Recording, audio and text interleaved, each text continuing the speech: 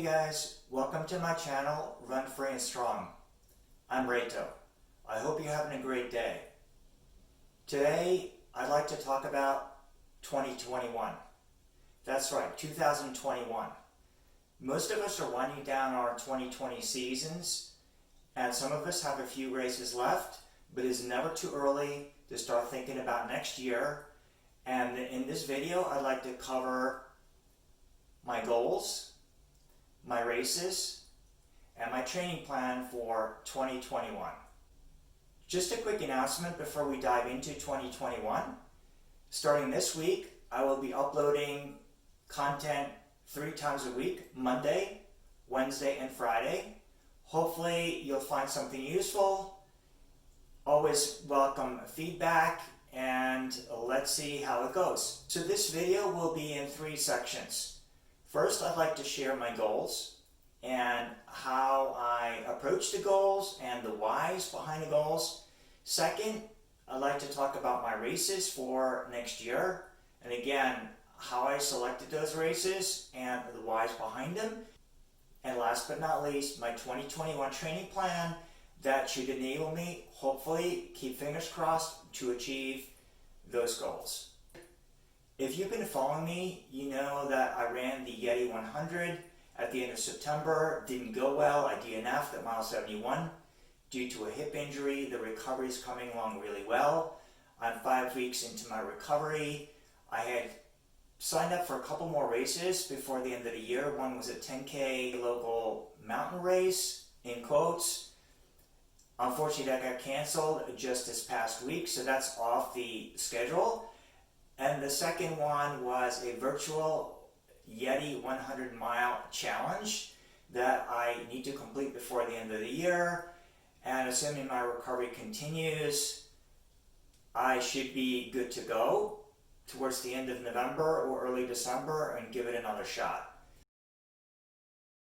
So topic number 1 is setting goals. When I say goals, I'd like to include both qualitative and quantitative goals that create rewarding experiences and opportunities for personal growth and improvement.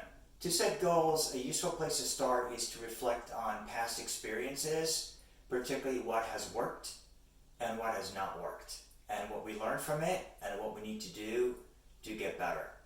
So I have developed and actually written down, which I'm going to flash up on the screen, a set of goals and principles that I will look at throughout the year that will help me as a compass and ground me and ensure that I don't lose sight of why I am doing this. Number 1 is dream big and anything is possible. Number 2 is set aspirational goals, but be reasonable. Third, as I mentioned, is include both qualitative and quantitative goals. The fourth one may not be for everyone. It works for me, and that is fail fast and often to learn and improve. The fifth is a follow-on from the fourth one, which is adjust our goals and adjust our plans based on learnings. Sixth one is let's remember why we run and what we enjoy about running. Seventh, and add on, be grateful for every day we run. And the final one, number 8, is be happy and stay healthy. So I'd like to share with you, drumroll please, my 2021 races. There are 3 big ones and the smaller ones, and the way I approached researching and selecting these races was I divided 2021 into 3 seasons: spring, summer, and fall. Second, I didn't want to crowd my race calendar too much to allow for tapering, racing, recovery, building back up, training for the next event. We don't know what 2021 is going to look like. So it's always good to have for each race a plan A and a plan B. For spring, I signed up for the 100-mile race in the 7 Trails Ultra Festival in April in Damascus, Virginia. For summer, I plan to enter the lottery for the 101K mountain trail race called Eiger Ultra Trail in Grindelwald, Switzerland. And for fall, I plan to come back to the Yeti 100 miler in September, again in Damascus, Virginia, and finish, hopefully, what I couldn't finish this past September. Those are my three big events. I have one small one, which goes back to my earlier running career, which I'll talk about in another video. I'll share with you my running story coming up. But I'd like to do a track event and see what I can do in a mile race in March at the New Balance Indoor Track and Field Facility at the Armory in New York City, which is a world-class indoor track facility. So those are my four events, and I'll go through each of them a little bit in more detail. I'll share some highlights, and I'll also talk a little bit about the whys. Let's start with the Seven Trails Ultra Festival. This is the brainchild of Jason Green, who is the outstanding race director of the Yeti series of events. It's an inaugural event that he created for 2021. He calls it a no DNF event. What it is and why it's called a festival is there are actually multiple distances on offering that same day. And the opportunities, you can sign up for the 100 miler, and during the race, depending how one feels, how one's doing, you can continue and get that amazing buckle, or you can drop down.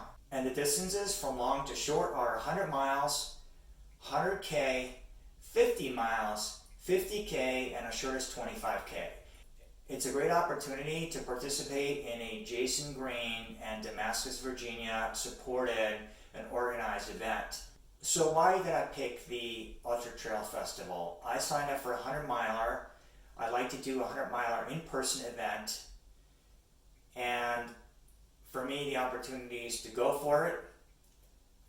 For some reason, I cannot go the full distance. I could drop down to 100K and still walk away feeling good that I checked the box and I have a ultra completion under my belt and I do not DNF. The Eiger Ultra Trail is an iconic, serious mountain trail race.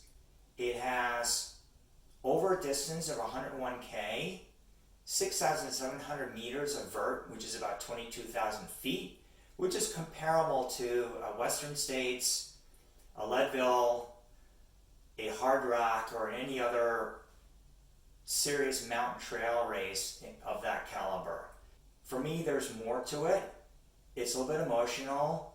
I was born and grew up in Switzerland, and I have spent time in Grindelwald, which is the location of the Eiger Ultra, hiking, skiing, spending time with family. So to go back and attempt this race is just a fabulous opportunity that I really look forward to. The Yeti 100 doesn't need a lot of explanation. I've already mentioned that was my first ultra this past September. Unfortunately, didn't finish. I have the race video up. I'll link it on top, and I definitely have some unfinished business there. I felt really good about that whole experience, and I have no regrets. I don't feel sorry for myself. There's a huge amount of lessons learned that I took away from that to get me to be a better ultra runner, and I really look forward to going back again and running over the same course, and hopefully this time finishing that whole 100 miles and earning that buckle. Now that I've shared with you my 2021 goals and races, let's have a look at how I put together my training plan. First thing I do is I build out a training plan on Excel. It's quick and easy, and later I will convert that to an online program that I use to manage and track my training throughout the year. The first thing I do is I plot the races, highlighted in green. I add the taper period, highlighted in blue, as well as the recovery period, highlighted in orange. Once I have my races in the plan, I start looking at the training. The training plan has several important elements. First is the weekly plan. I prefer to have Monday as an off day after my weekend long runs and run Tuesday through Sunday.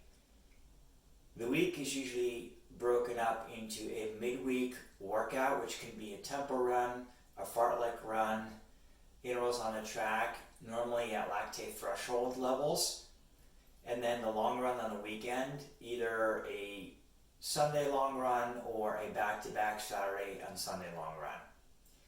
The second element is my weekly mileage, as well as time on my feet, and I'm looking at maxing out somewhere between 60 and 70 miles per week, depending where I am in my training cycle. And the third element are my training blocks.